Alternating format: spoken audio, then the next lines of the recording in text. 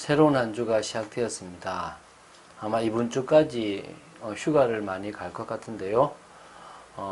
휴가를 가고 또 덥고 어수선한 가운데 있지만 우리가 가장 중요한 것은 계속 말씀드리지만 영적 생활입니다. 주님과 통하는 삶이, 은혜의 삶이 우리를 살립니다.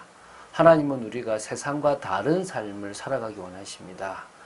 그래서 말씀을 주셨고 그 말씀 그대로 역사하고 계십니다. 새로운 한 주 이 기간 동안에 또한 특히 월요일부터 세상 속에서 우리는 주일에 새로운 첫 주 주일에 은혜를 받은 만큼 세상 속에서 월요일부터 믿음으로 승리하는 귀한 인생을 살아야 될 줄로 믿습니다. 그런 축복의 인생을 살아가는 여러분 되시기를 주 예수 그리스도 이름으로 축원드립니다.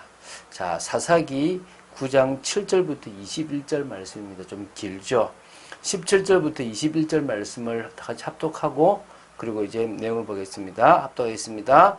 우리 아버지가 전에 죽음을 무릅쓰고 너희를 위하여 싸워 미디안의 손에서 너희를 건져냈거늘 너희가 오늘 일어나 우리 아버지의 집을 쳐서 그의 아들 70명을 한 바위 위에서 죽이고 그의 여종의 아들 아비멜렉이 너희 형제가 된다고 그를 세워 세겜 사람들 위에 왕으로 삼았도다. 만일 너희가 오늘 여룻바알과 그의 집을 대접한 것이 진실하고 의로운 일이면 너희가 아비멜렉으로 말미암아 기뻐할 것이요 아비멜렉도 너희로 말미암아 기뻐하려니와 그렇지 아니하면 아비멜렉에게서 불이 나와서 세겜 사람들과 밀로의 집을 살을 것이요 세겜 사람들과 밀로의 집에서도 불이 나와 아비멜렉을 살을 것이니라고 하고 요담이 그의 형제 아비멜렉 앞에서 도망하여 피해서 부엘로 가서 거기에 거주하니라. 아멘.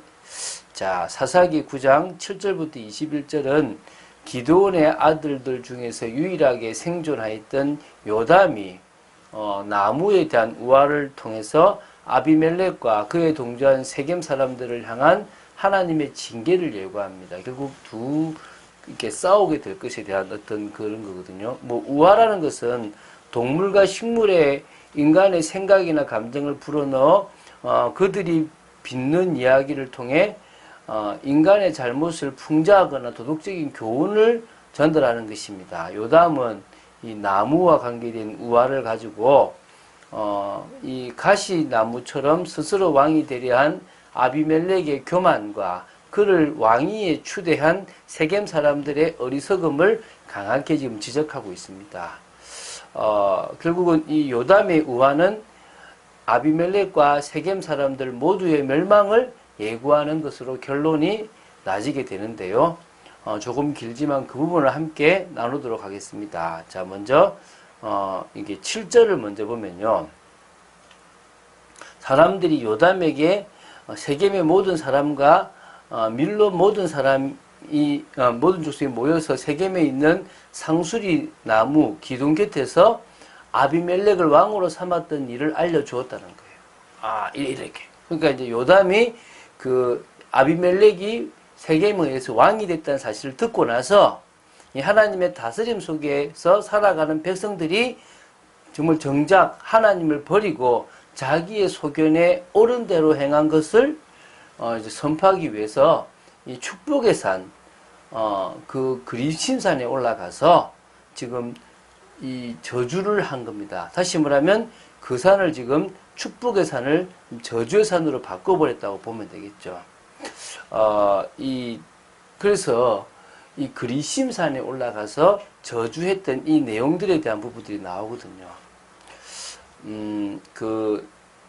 지금 이스라엘이 하나님의 말씀을 대언하는 자신의 말을 듣고 순종한다면 하나님은 그들의 말을 듣고 응답하시겠지만 그렇지 않다면 그들은 하나님의 음성을 들을 수가 없다라는 부분들을 지금 이야기하고 있는 것입니다. 자, 그래서 지금 이제 8절부터 15절까지가 요담의 우화입니다. 이 우화를 한번 이렇게 보시면요. 이 가시나무, 이게 지금 이 우화는 이 나무들끼리의 이야기인데요. 나무들이 감람나무를 찾아가서 자신들의 왕이 되어달라고 이야기를 합니다. 그때 감람나무는 자신에게 있는 기름은 하나님과 사람을 영화롭게 하기 때문에 그것을 버리고 나무들 위에 우쭐댈 수가 없다고 한 겁니다. 그래서 거부한 거죠. 그 다음으로 나무들이 무화과 나무에게 가서 왕이 되어달라고 하는데, 무화과 나무 역시도 자신의 단 것과 아름다운 열매를 버리고 우쭐댈 수 없다고 합니다. 그리고 이제 포도나무에게 가는데, 포도나무 역시도 그렇게 할 수 없다라고 얘기하는 겁니다.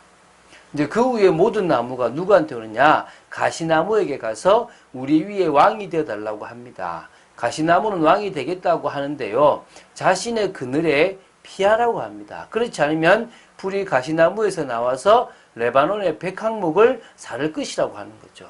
지금 보십시오. 감람나무, 무화과나무, 포도나무는 자신의 고유한 역할과 사명 앞에서 겸손히 다 사양합니다.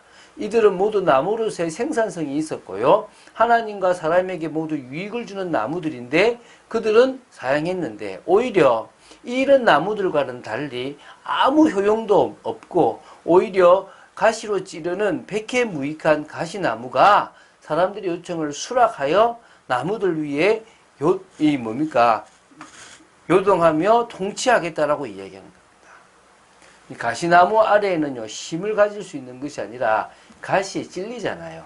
그럼 결국 아비멜렉을 왕으로 모시면 괴로움을 당하게 될 것을 얘기하고 있고요, 왕으로 세우지 않으면 그가 그 세겜과 이 사람들을 진멸시켜 버릴 것이라는 사실을 비유적으로 지금 이야기해서 아비멜렉이 포악하다, 잔인하다라는 것을 지금 이야기하고 있는 것입니다.